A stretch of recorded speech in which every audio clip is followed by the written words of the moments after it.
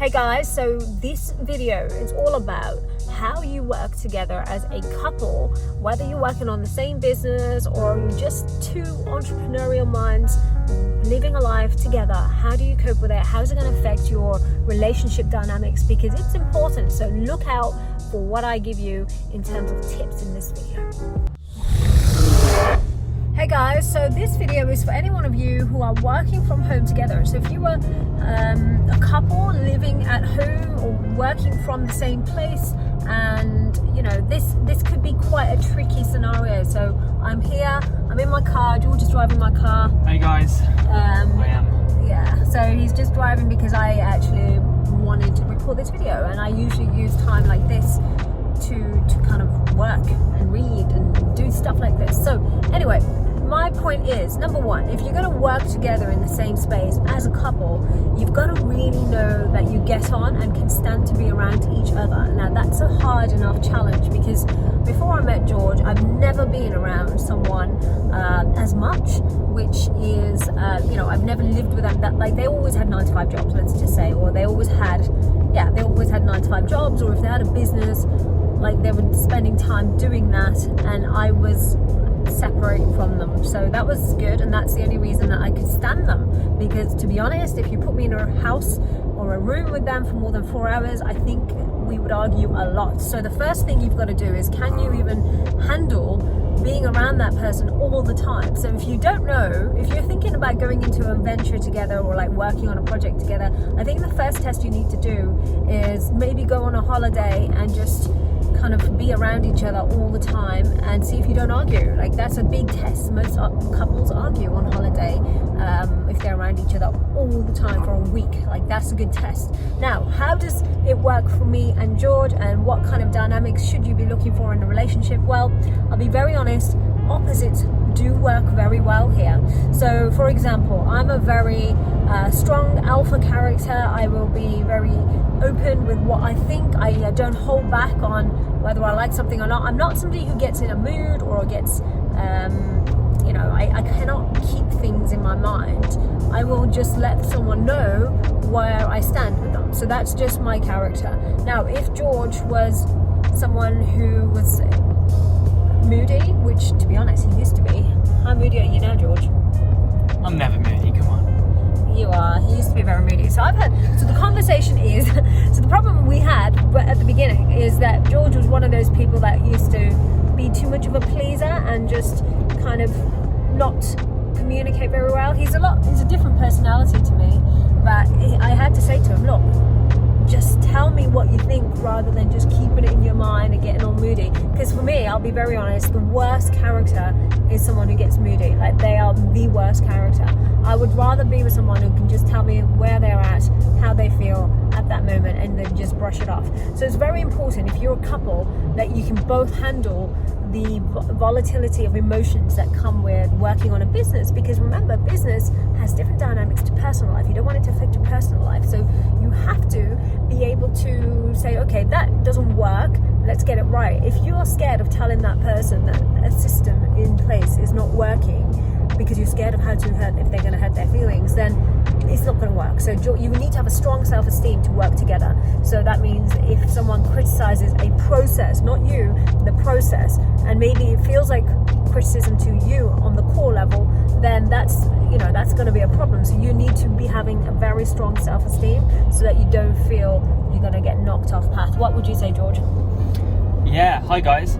I think what Hither's saying is very correct, especially from the angles of opposites attract, like the yin and the yang. You have to be very dynamic together.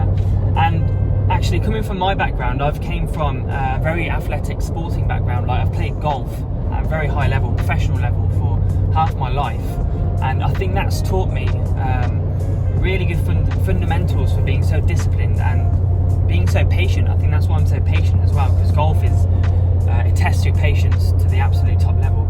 I think within our relationship it works so well because like Hither was saying, she's very outgoing, highly spoken, a kind of alpha female, whereas I am more laid back, more relaxed. But the dynamics work so well because we have different strengths and different weaknesses. For example, my speciality is in marketing, which is kind of the back end stuff.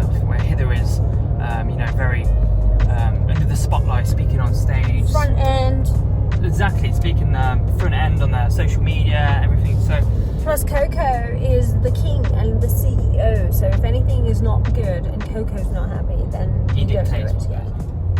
This is my little baby. He sits on Daddy's lap all the time. Say hi, Baba. Say hi, my little beauty. Cute face. Anyway, so yeah, Coco's actually the one in charge the most. We come second. The point is, yes, we have different roles. We don't do the same thing. So it's really important not to do the same role in a business or any. If you're doing a task, you've got to be very clear on where the boundaries are. Like, I will not interfere in the marketing. I respect that George can do things I can't do, which is the click funnels, the marketing, the Facebook ads, etc. I can't do that. I can content create. I love how to connect with my audience, the value. For me, it's all about value, and I think, okay, how can I help my audience best? And for me, obviously, it's teaching them financial education, the mindset training. That's my angle. So I will tell George some idea about, okay, you know what? They really need to know this. This is the most important thing. How can we put this in a message to them on email or some sort of marketing campaign? And that's it. So that's my role is very different to his. So the point is, get clear on your roles, get clear on where people's strengths are, go with their strengths. I wouldn't force George to do something he's not interested in, like speaking. Yeah, exactly. Identify each other's strengths and weaknesses, work with them and communicate well, and work together as a team. Perfect, yeah. George is driving and talking, which is quite good. Okay, last but not least, there are going to be arguments and there are going to be disagreements. As in, like, I will tell George, this is not right. You have to have high standards to make this work. Do not drop your standards just to try and please the other person.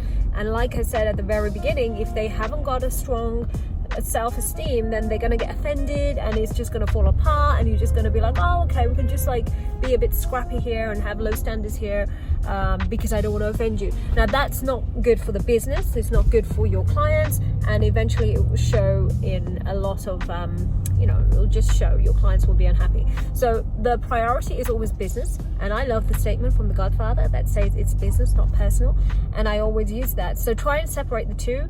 And then actually the last but not probably the most important thing is have a cut-off time. Like, there is business time and you should be working on your business, but for us, we have a certain time in the evening that we will cut off all business talk. We don't talk about money, we don't talk about business, we don't talk about anything work-wise, and we will have together time. Like, we will just either go out for dinner or we'll just spend time together watching a movie, etc. We will just not be working. How important is that, George? Really, really important. And a lot of the time as well, we watch comedy because comedy is the perfect way to wind down, and to be honest, everyone knows it, laughter is the best medicine. So if you're laughing, you're always enhancing your creativity and your relationship and everything. So it's very important to wind down at the end of the night. Yeah, thank you. Plus, you know what, I actually wanted to always be the most important thing is think about your lifestyle. Like, we are very blessed. We can live anywhere in the world. We can work off our laptops. Trading has done that for me, and my other businesses I've outsourced. I can speak to everyone on my staff on my phone.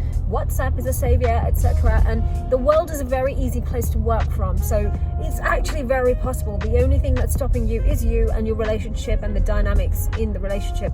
And it takes two very entrepreneurial minds to do this. If you're a 9-to-5 thinker, trying to convince them to work from home and working together and knowing that you're not going to, the 9-to-5 thinking is like something we've never had for a long time. George has never been a 9-to-5 thinker, so it's been great. I've been lucky in that sense. I've picked someone that was not a 9-to-5 person. George has never had a 9-to-5 since I've ever known him. So so I think that's really important. Hope this video helped you guys.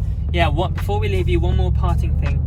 Always work on yourself.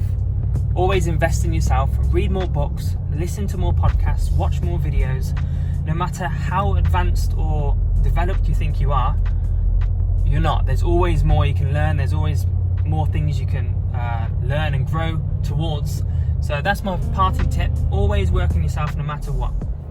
Yes, couldn't have said it better. Love it. Anyway, guys, hope you have learned a lot from this. If you've got any questions, please message below. Subscribe to my YouTube channel if you've got any other suggestions for topics that I should cover. I love doing YouTube videos for you because I love engaging. I get so many amazing people message me on social media. All my links are below. And remember, all my events, all my courses, etc., links below. Ring the bell so you've got notifications of the next video. And until the next video, I'll see you soon. Bye. See you soon.